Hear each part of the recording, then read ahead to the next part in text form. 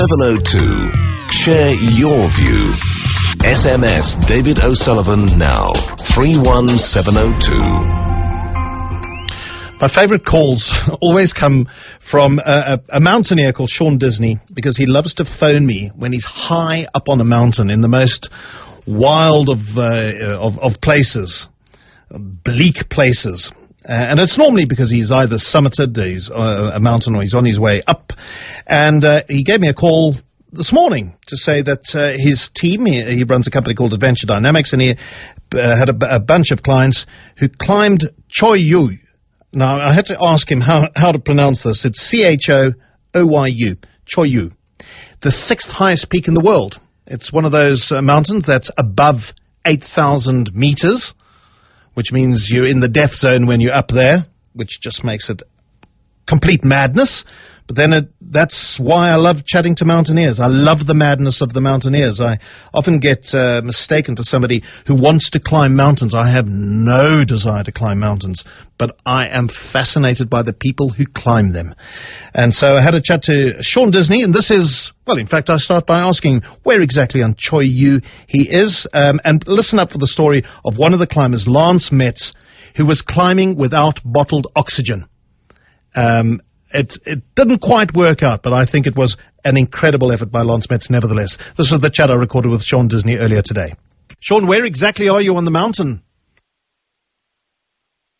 Hi, Dave. Hey, I'm currently in my minus 40 sleeping bag at 7,200 meters on Cho Oyu, which is in Tibet. And I've got the most amazing clear view over the Himalayas and over the Tibetan Plateau at the moment. Well, it's the 6th highest mountain, and you've got a whole bunch of your team managing to summit. It sounds like it's been a very interesting day, Sean, because you've had to sacrifice your own summit bid. Tell me what happened.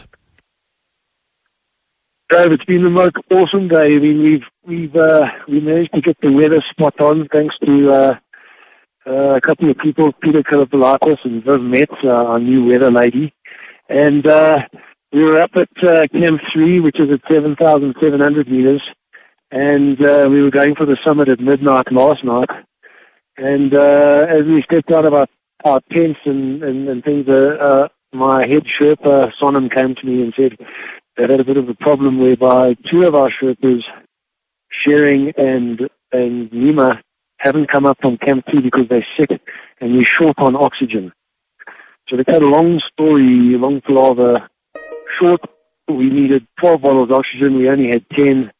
And unfortunately, I had to suck the hind bumper and play telescope and radio man at high camp at 7-7 today. But nonetheless, we've had the most amazing day because Adventure Dynamics has put 5 clients on top as well as 4 Sherpas. It's a phenomenal success rate, and it might have been an incredible story had one of your clients, Lance Metz, summited without oxygen, and I believe he very nearly did that. That would have been quite a feat to go to a peak over 8,000 meters without oxygen. That takes a special kind of freak. Yeah, Lance came on board this expedition to give Cho Oyu a crack. You know, it's 8,201 meters in altitude. And Lance has always had a dream of climbing an 8,000 meter peak without oxygen. And he nearly did it today. Unfortunately, he got to 8,100 and felt that he was out of his safety net. And he strapped into a bottle of oxygen and managed to complete the last 100 meters, also summiting with oxygen, but not quite completing the oxygenless ascent. But nonetheless, hats off to him. He got to 8,100.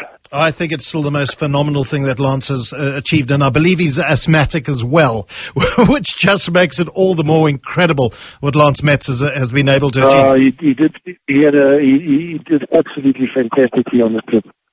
Is he disappointed he didn't make the last 100 meters? He is disappointed, but he's pretty chuffed that he's summited his second 8,000 meter peak. You know, he climbed Everest with us in 2010 on the north side. So everything seems to be fine. And he's safely back down here at Camp 2 with Elsie. We're still waiting for the return of 3 of our other members. They're descending still from Camp 3 to Camp 2. And it's been a glorious, glorious day. And we've just cracked the sixth highest mountain in the world, 50 kilometers west of Everest, sits Cho Oyu, and I'll tell you what, it's not an easy mountain. We've been hitting this thing for the last 6 weeks, and it's been fighting back. So it's a great day that we managed to now get 9 of our guys, 5 clients, and 4 Sherpas on the summit today. How difficult is the mountain? Is there a lot of technical climbing, Sean? I know it's going to be difficult anyway because you're going above 8,000 meters. It hasn't been easy. It's been a lot steeper than I thought, and there's between Camp 1 and 2 is a couple of serious ice cliffs, and it's been hard going. It's been cold.